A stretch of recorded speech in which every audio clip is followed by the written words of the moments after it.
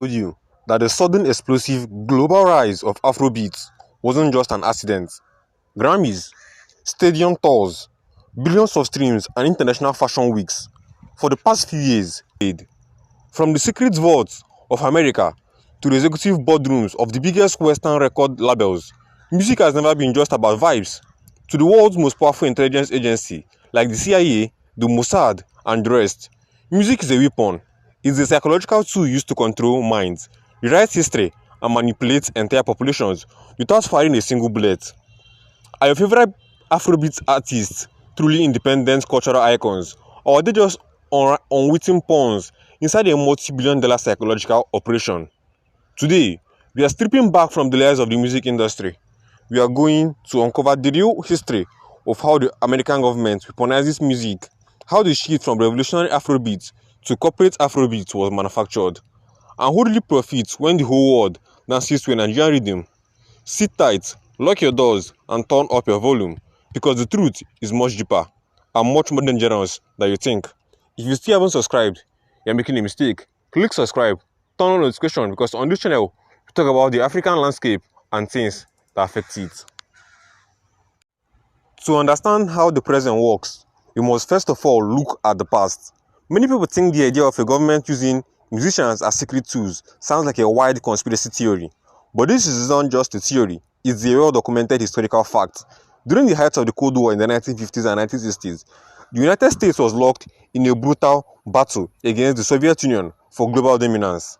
The biggest ground, Africa.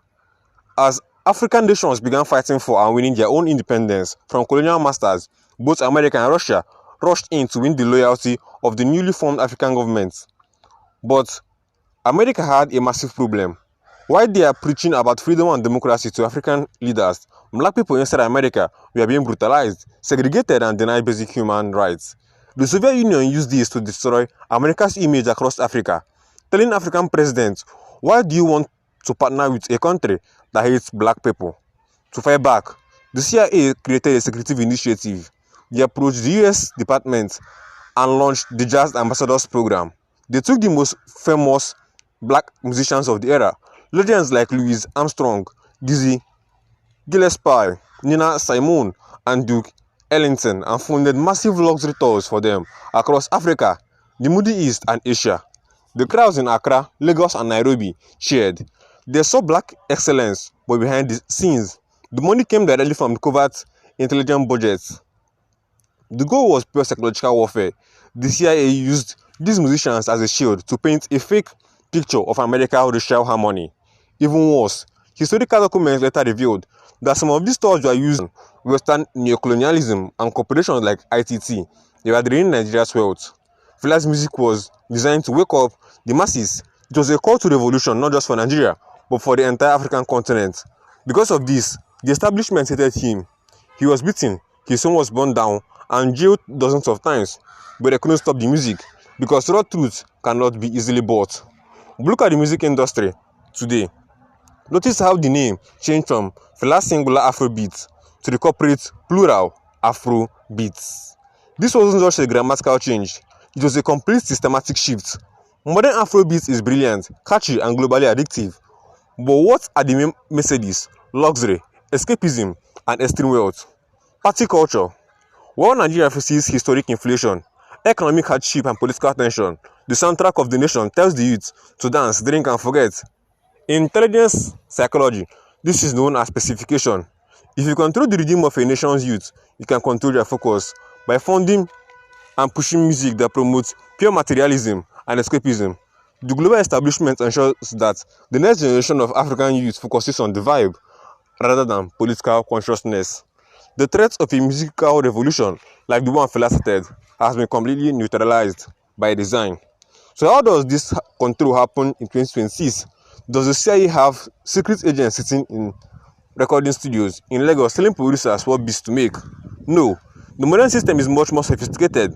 It operates through the corporate pipeline of international finance and soft power. Think about it.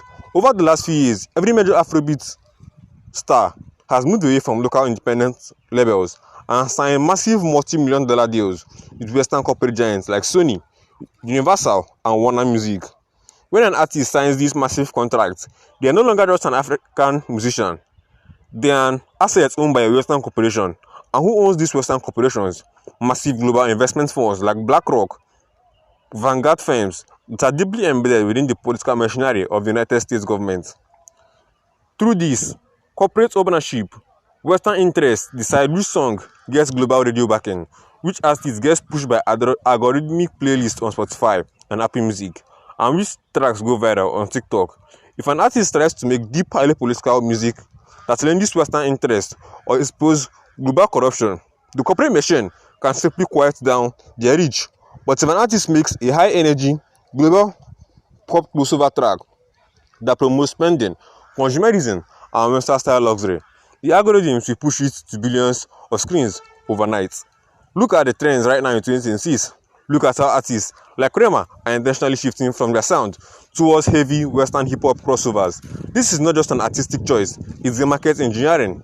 The global music apparatus rewards conformity by guiding African talent into